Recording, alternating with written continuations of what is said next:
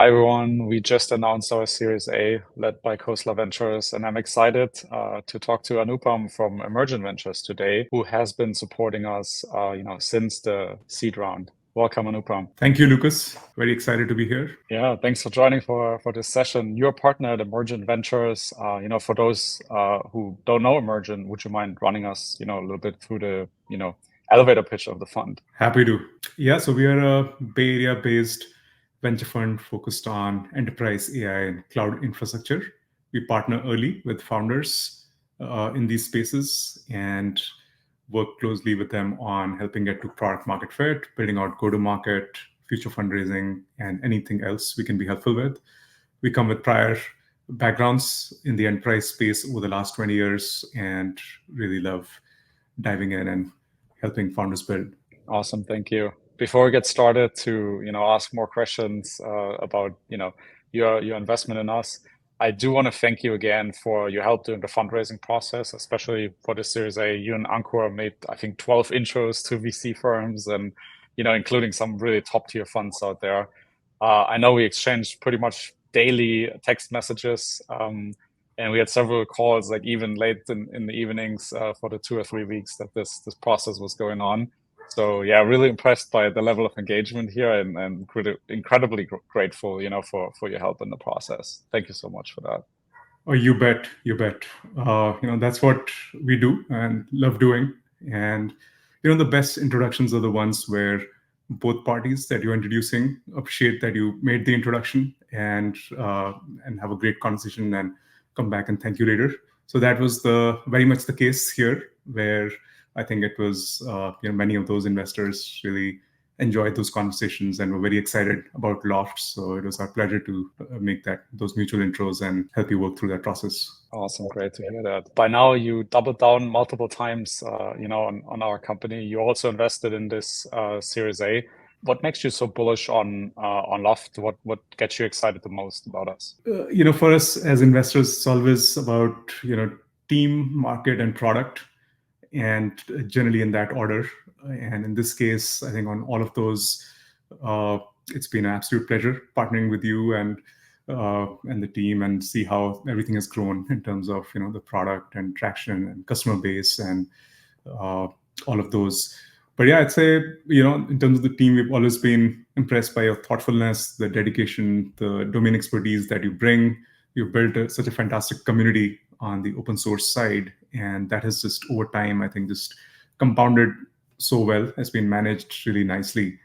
And the tech depth and the additional functionality that you've always sort of looking out and adding to it, and just still working very directly towards that vision that you've always had from the beginning. So I'd say just seeing those and then one aspect we focus a lot on as a firm is founders who are on a trajectory of personal growth, where they're also growing as founders, because it takes a lot to build a large company. And so we've seen a lot of elements of that working with you on how you've just scaled things and different capabilities across the team. And I'd say on the market and product side, that's of course a big part of the picture here. And it's we believe it's a very large potential market with the overall infrastructure that all the large and small companies are running, and with Kubernetes over time just going deeper and broader.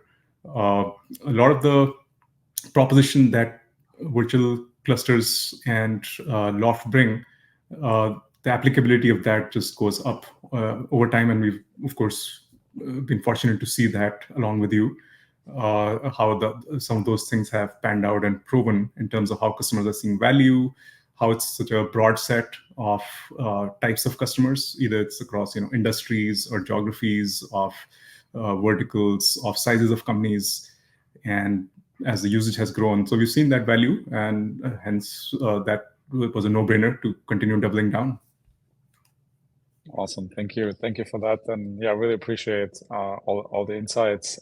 You mentioned obviously virtual clusters. When you heard about virtual Kubernetes clusters for the first time, what was the first thing that came to your mind? Yeah, it's hard to remember. It was a couple of years back of what exactly came to mind, but On a lighter note, one response that I often get when I mention about Loft or virtual clusters to other folks who know about the space a bit but not as deeply is, hey, Kubernetes itself is a virtual, orchestration system of sorts. So you're talking about virtualization of Kubernetes, right? Which is true. So that may have been one of the first thoughts as well.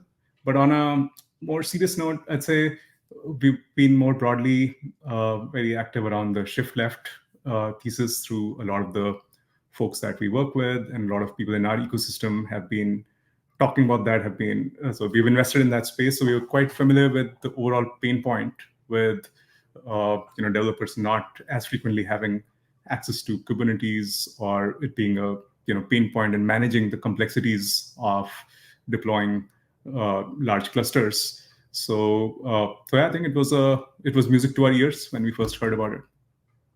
Right. Yeah, I think we got introduced by Lu Zhang from Fusion Fund back then. I know it's been a long time. Do you remember kind of what made you curious and wanna take the meeting in the first place? Because I'm sure like virtual clusters sounded very abstract, when Lou shared that insight with you. But was it just the recommendation, or what made you say, hey, I want to meet this founder? So yeah, really appreciate that introduction from Lou. And as seed investors coming in very early, we can only take a very small percentage of meetings that of the opportunities that come in, because there's a lot of opportunities. And so we're always looking for strong signal, and some of the things I mentioned around team, market, product, and with Lou investing, that was a strong signal for sure. And like I was mentioning, on the market opportunity, we were familiar with some of the pain points from other customers and people managing developer teams or deployments of the kinds that you're solving around managing complexity of Kubernetes or making it available to developers at a reasonable cost and complexity level. And then, like I was mentioning, we've been investing around shift left for a while, so it seemed to fit that general thesis. And on a lighter note, you may or may not recall, but I may have mentioned this. I spent a semester abroad during undergrad in Germany, in the Rhine Valley, at one of the universities there. And so it was hard to, so a lot of respect for all the engineering work that comes out of that area. So it was hard to say no to taking a meeting with a team that came out of that area. Got it. Not just a nice wine area, but also some good founders coming from there. Totally. Yeah, I think you've obviously seen a lot of enterprise infra products, with the shift left thesis and your overall kind of investment focus. Why do you think, vCluster in particular is getting so much traction, especially with the larger enterprises, rather than, being like a pure, I guess bottom up or startup first adoption motion? Why is the enterprise so wild about virtual clusters? Yeah, and I think getting so much traction is probably an understatement. With the it's amazing traction that you've driven or that has happened with with Loft and virtual vCluster, and with 40 million clusters created, and probably many more than that. The open source traction is off the charts, and like you said, a lot of enterprise traction. So I'd say the proposition you have is really powerful, right? Clusters that are somewhere in 40, 50, 60, 70% cheaper than deploying a full real Kubernetes cluster, and also enabling multi-tenancy at scale, and then reducing that complexity of managing that. That's been, I think, constant in all the interactions we've had or seen, or customers we've spoken with over the years, or things we've seen people write just proactively and go out and talk to others and refer others to it. I think that just induces that customer delight. And that pain point, I think, of course, is much more pronounced as enterprises get larger and they have larger number of team members. There's more complexity, and so I think that proposition is acute for larger enterprises, which I think maps well with the who's who that you have on that list of all the users of vCluster. Yeah, definitely matches what we're seeing. As you know, we're building fully distributed remote team. Are we an outlier in this regard? And looking at your entire portfolio, or has this become like the more prominent approach now that we are, kind of the pandemic moved a lot of companies obviously to remote, but there's been a lot of conversations about going back to the office. How does it look for companies you recently have started investing in? This approach had become a lot more prominent during the pandemic, and as you said, a lot of people are going back now. Uh, I've been writing about distributed and remote work for actually almost 10 years, since before the pandemic. And actually, my overall belief has not changed much, that there's a small percentage of companies which can do fully remote really well. And those that can do it it's just a big superpower for those who can pull it off.